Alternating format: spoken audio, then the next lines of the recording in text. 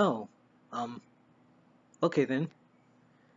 2,000 years later.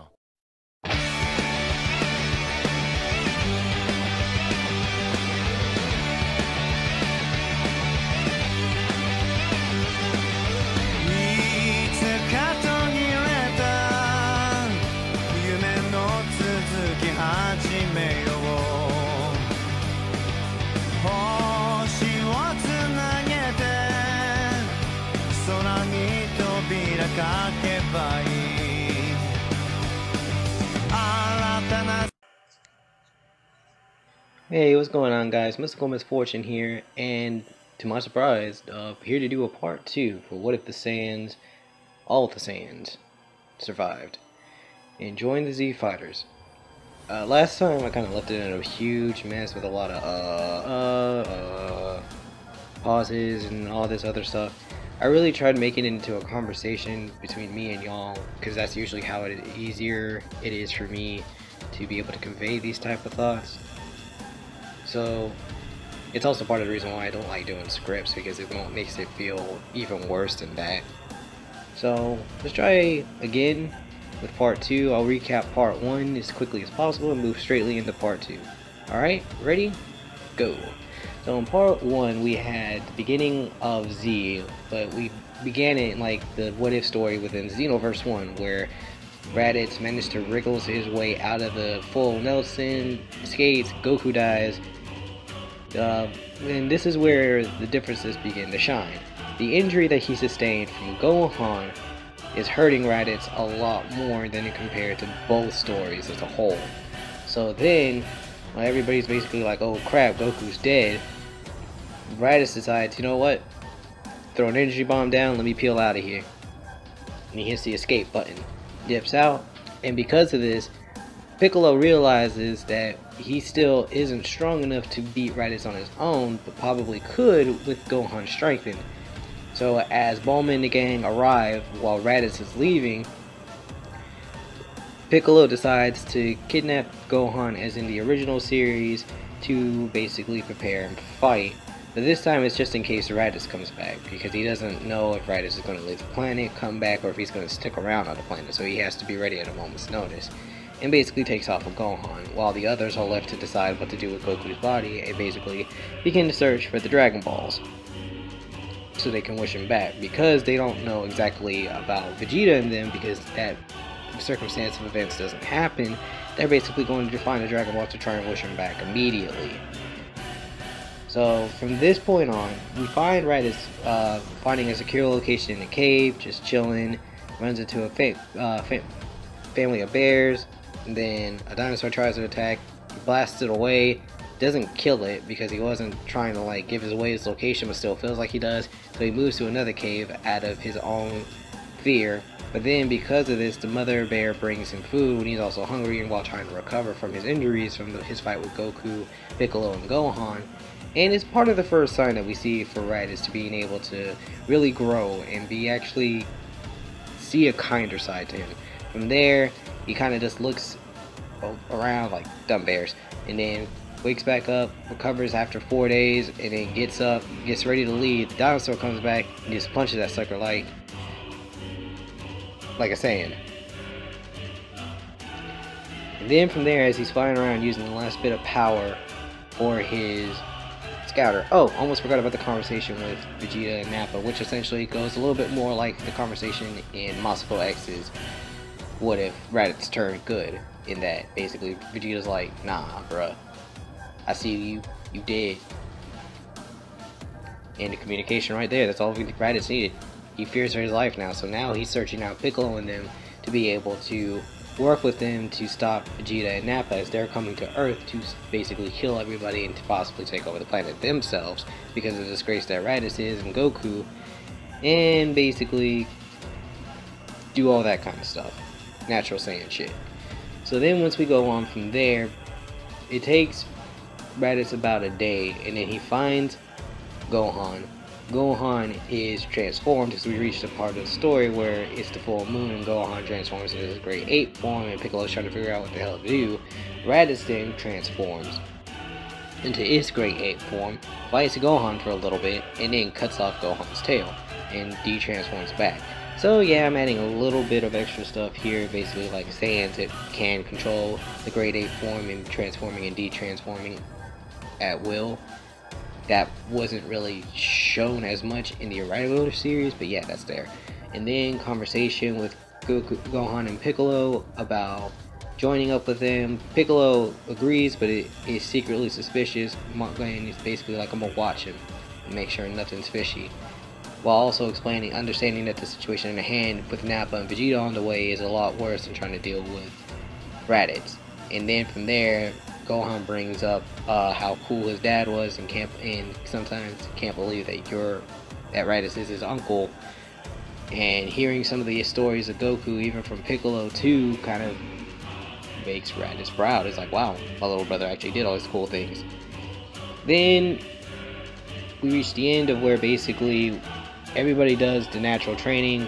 Gohan and Piccolo do theirs, with this time along with Raditz, and Yamcha, Tien, Krillin, and Chaozu all go train with Mr. Popo.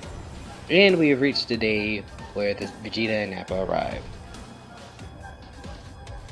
Now we can truly begin part 2 in earnest.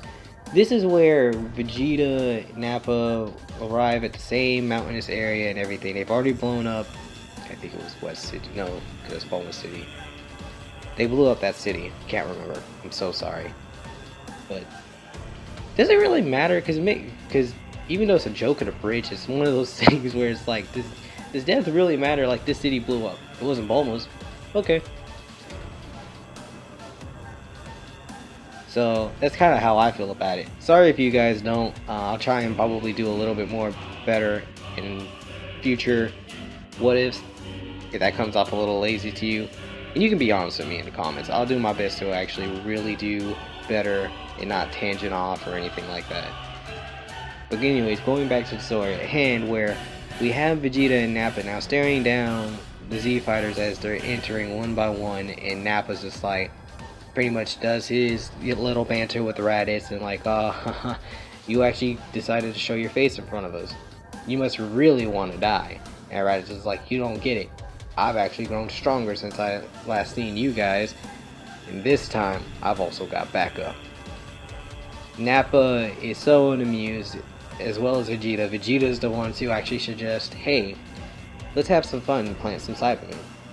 Everybody's just, all the Z Fighters are like, what are Cybermen? And Raditz is like, everybody just be ready. And you see that Nappa plants like a whole handful of them, and then like all the Cybermen that were originally there just show up. So as Yamcha decides to be the first one to step up again against the Cybermen, thinking that, oh no, these little guys ain't nothing, immediately one of the Cybermen, instead of like trying to fight Yamcha, just says, screw everything, jump at Yamcha. And Raditz recognizes this and pulls off a double Sunday on the Cyberman that's about to jump on to Yamcha and kill him like the meme pose is. So in this situation, the explosion of the Cyberman, because it actually manages to explode beforehand,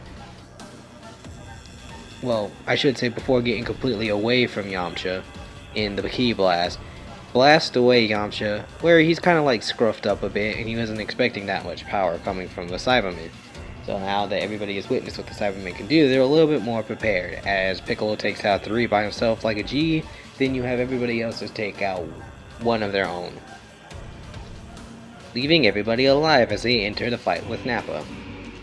Now this is where things probably get a little bit more darker or edgier or more action-packed, depending on how you want to look at it. And this is where Nappa kind of just looks at Vegeta, it's like, hey Vegeta, can I have them all?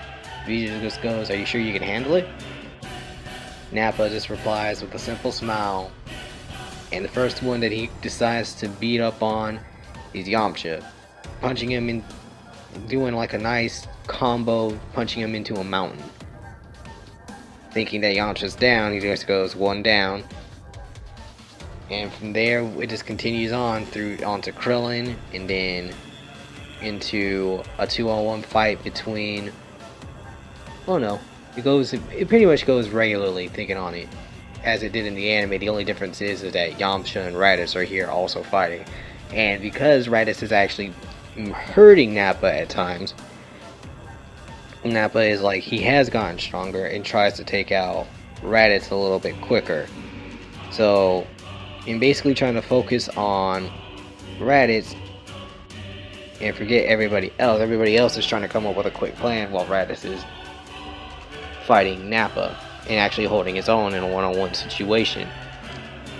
Even Vegeta is surprised and is wondering why the others aren't helping, and it's Piccolo that's the one that's actually helping come up with the plan, while also basically trying to keep it as secretive as possible, because it still falls under his suspicion that Raditz is still planning something after all of this. Which he's right. Raditz is essentially just biding his time, waiting for them to either all die to Vegeta and Nappa, or basically they beat Vegeta and Nappa and then he'll kill all of them. So from there, Piccolo is trying to come up with his plan, and then as the fight starts to look like Raditz is losing, Chaozu actually decides to make the ultimate sacrifice in doing his self-destruct. Needless to say, it's kind of a little bit more of a better speech. You get the same speech that he makes in the series, but he adds in that the reason why he's doing this is because if Goku was in his position, Goku would do the same thing if he was here, knowing the friendship that they've had ever since Dragon Ball, which actually would make it a little bit more heartfelt. And also a lot worse when they realized it didn't work. So then, once all that is done, you have Nappa sitting here, half his armor gone, beat up and hurt because of some of the hits that Raditz has gotten in. And now Nappa's getting worried, like, okay, maybe I can't handle all this by myself, but I can't tell Vegeta that. So what can I do to make things easier on myself? And that's when Tien, just in a blind rage, lunges towards Nappa. And this is also where you see the rest of the Z Warriors pleading with Tien not to rush in by himself. Don't just go in like that. But it falls on Tien's deaf ears as he rages on fighting. Nappa is dodging. And this is where Nappa still chops off his arm like in the anime and punches him so hard in the gut that Tien throws up and passes out. Again, not being able to sense energy, he feels as though Tien is dead. Yamcha has actually made his way back into the fight at this point, only to see this and thinks that Tien is also dead and begins to be afraid, and what else can they do? He's just killing them off one by one. Raditz begins to get up too to come back and fight, and noticing this, he knows that Gohan is a Saiyan, and because Goku is there, he also must realize that that must be Goku's son. So making the connection, he immediately does the mouth beam towards Gohan to try and distract Raditz. Either he will try and block this powerful attack, damaging him further, or he'll kill Gohan. But instead he'll get a third unknown constellation prize in Piccolo's death, in which that scene plays out as it does. Originally I was planning on doing something a little bit different and keeping Piccolo alive, but then it really didn't make much sense to go to Namek for the Dragon Balls or anything like that. Even if, like, you know, going through, like, you know, Chaozu's dead, he's been dead before, so you really can't wish him back with the Dragon Balls here on Earth, but you could wish him back with the Namekian Dragon Balls. It was a bit of a messy go back and forth for myself, so I just originally just went, screw it, Chaozu and Piccolo are dead. Well, Chaozu, Piccolo, and Tien are all dead. So that way, that's why they go to Namek for all that. From there, though, as Piccolo dies, Gohan goes into another burst rage, fights Nappa, injures him, and it's here that Raditz has a flashback to when he fought with Goku and Piccolo, and Gohan pulled something similar. If he could just hold out a little bit longer, Raditz thinks to himself, he could actually do some more damage and possibly even finish off Nappa for them. And it's here that Nappa gets the upper hand and beats the crap out of Gohan. Krillin is still down, and Goku has just made his way off of Snake Way and is slowly reaching to the battlefield. And it's just before he can do what he feels is the final blow to Gohan, dwindling the numbers down to Raditz and Yamcha and Krillin. You just simply see Goku show up. From here, the series will probably play out similarly. No, not probably. It will play out similarly to the actual regular series. Excuse me. Where Goku will end up beating Vegeta, but let's go a little bit more in depth than that.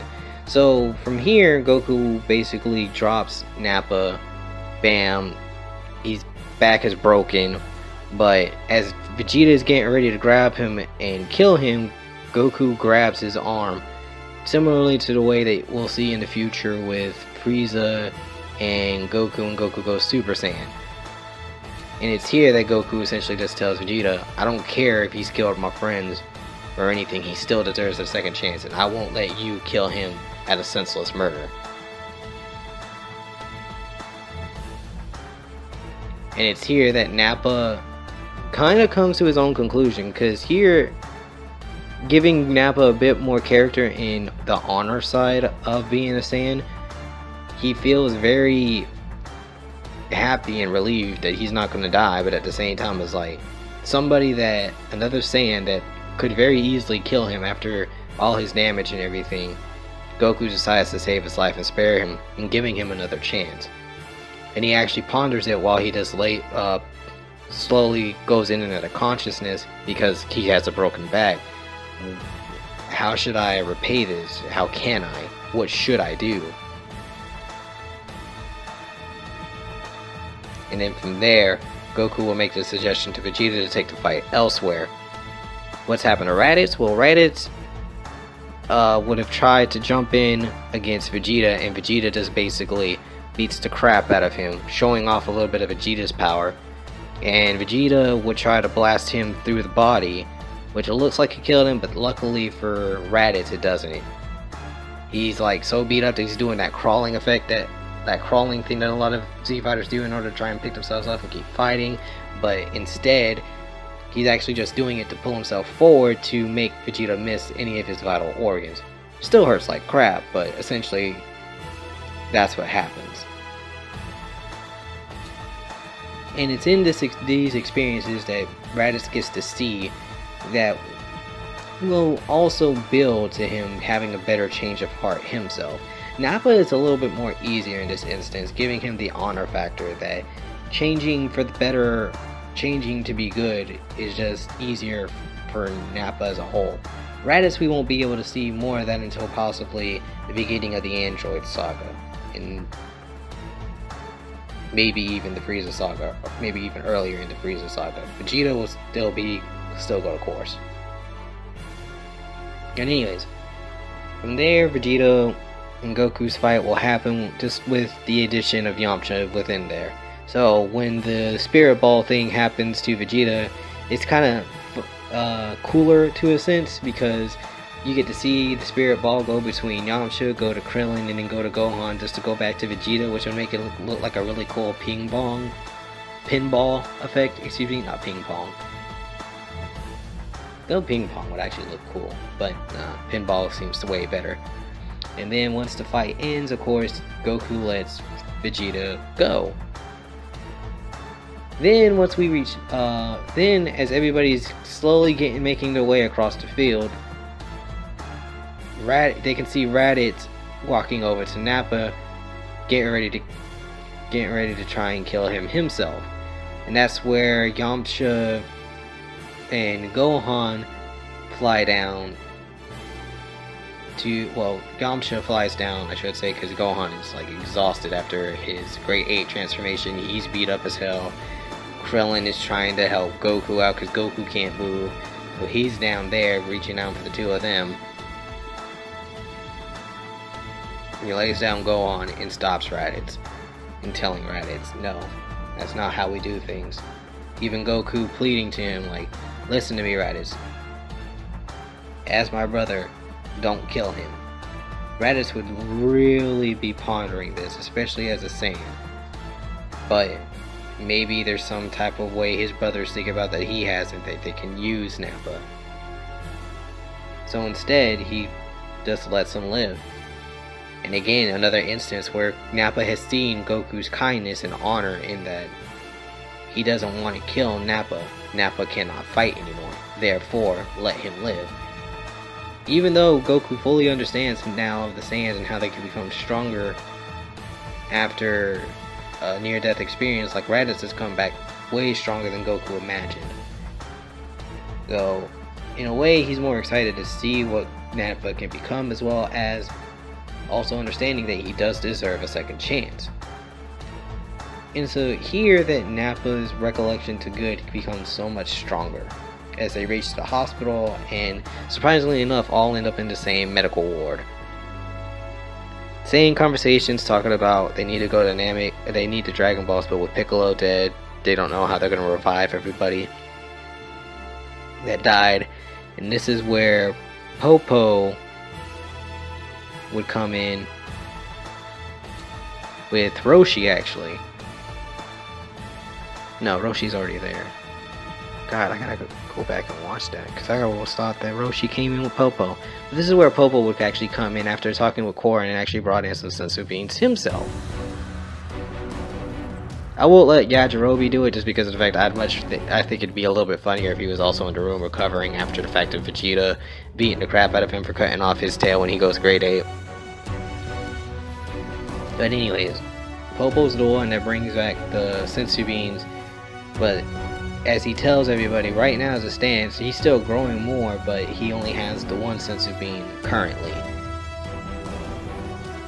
And as the conversation grows, and looking around at everybody, Goku looks over to Nappa and makes a proposition to Nappa. Nappa, how are you feeling about joining us and helping us restore what you destroyed? Nappa takes this time to really think things over. Really think of what his life has been and what it could lead to. And simply looks over and says, Kakarot, I gotta have some way of repaying you back. So yeah. Everybody immediately discredits it, considering that they had just fought them, and to an extent, everybody calls Goku stupid, including Raditz. Which is a little bit funny, because I can imagine Chi-Chi also walking over to Raditz, slapping upside the head and saying, don't call your brother stupid, especially after what you did. But you're right. And it smacks Goku. So to make everything fair, Goku would make the proposition of, Nappa, cut off your tail. If you do that, everybody will trust you. That's my only request. Now this is where Nappa would get very defensive and be like, what, you want me to cut off my tail? The very imagery of a Saiyan? How could you ask me to do such a thing? And Goku goes, I understand that the tail must hold some type of importance to Saiyan.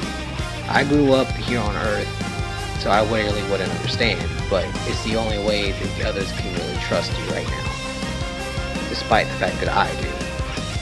Hearing this, Nappa would understand, but his own sense of image, his own sense of honor would really keep him back from wanting to cut off his tail. But essentially he would agree if he could basically move. And that's where Goku turns over to Mr. Popo and asks him to give Nappa the one senzu bean for now, and he will join up with everybody else later, since everybody else's injury was a little bit more easier to recover. And it's here that basically Nappa brings up his spaceship for Bulma and them to look at to build a better ship than what they did going to Namek initially, and they actually get to Namek a little bit faster too. And the team headed to Namek before Goku is Bulma, Yamcha, Krillin, Gohan, and Nappa.